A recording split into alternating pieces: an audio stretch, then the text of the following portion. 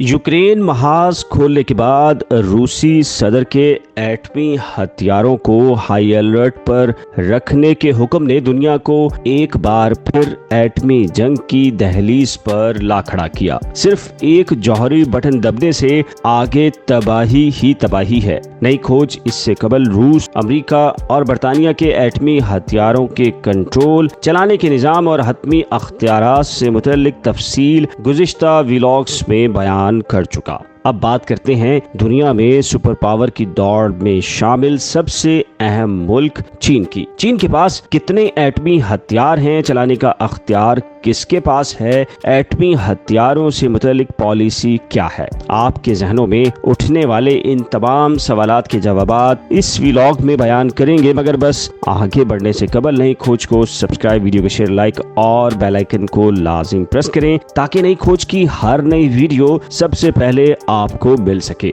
एक रिपोर्ट के मुताबिक चीन दुनिया के उन ममालिक में से एक है जिसके पास एटमी हथियार जरूर हैं, मगर चीन की तयशुदा पॉलिसी है कि वो पहले हमला नहीं करेगा। रिपोर्ट के मुताबिक इसके पीछे एक बड़ी वजह ये है कि चीन के पास अभी तक ये सलाहियत नहीं कि वो अपने खिलाफ मुमकिन जौहरी हमले का पहले से पता लगा सके। लिहाजा चीन की पॉलिसी है, चीन इंतजार करेगा और पहले इस बात की तस्दीक करेगा कि आया वाकई एटमी हमला हुआ या नहीं। तस्दीक होने पर वो सूरत हाल का जायजा लेगा कि हमला किस किस्म का था और कितना बड़ा है और जवाबी कार्रवाई के क्या ऑप्शन मौजूद हैं। लेकिन यहाँ बड़ा सवाल यह है कि अगर चीन के तमाम बड़े लीडर और फौजी कमांडर किसी हमले में मारे जाएं या दुश्मन के हमले में चीन का एटमी मिसाइल तबाह हो जाए तो ऐसी सूरत में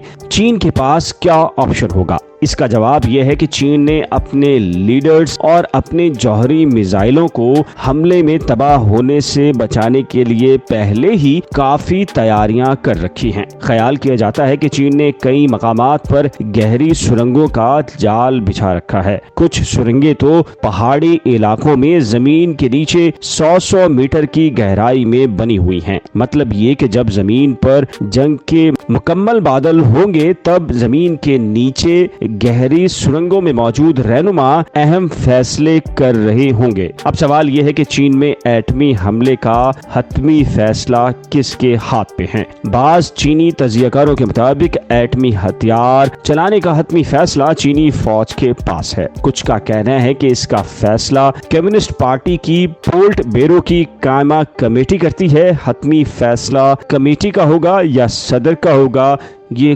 कोई नहीं जानता। चीन के मामले में एक और बात काबिल गौर है। माहिरीन का ख्याल है कि हो सकता है कि वो खुद पर जौहरी हमले के बाद कई हफ्तों या महीनों तक खामोश रहे और फिर जवाबी कार्रवाई करे, क्योंकि चीन शुरू ही से पहले हमला करने की मगरबी पॉलिसी का मुखालिफ रहा। क्योंकि जब चीन ने जौहरी हथियारों की ताकत हासिल कर ली थी तो उसके रहनुमा माओ ज़ेतुंग ने फैसला किया था कि चीन इस मामले में एक जिम्मेदार मुल्क रहेगा। लेकिन कहा जाता है कि अब चीन का रवैया बदल रहा है। मगरबी ममालिक की सोच भी इस पर असर अंदाज हो रही है। 2015 में चीन ने जमीन पर जौहरी और रिवायती मिसाइलों पर काम करने वाली शाख को मुस्तकिल तौर पर फौज में शामिल किया और इसे People's Liberation Army Rocket Force का नाम दिया। बहुत से दूसरे ममालिक की तरह ये भी साइबर सोनिक टेक्नोलॉजी पर काम कर रहा है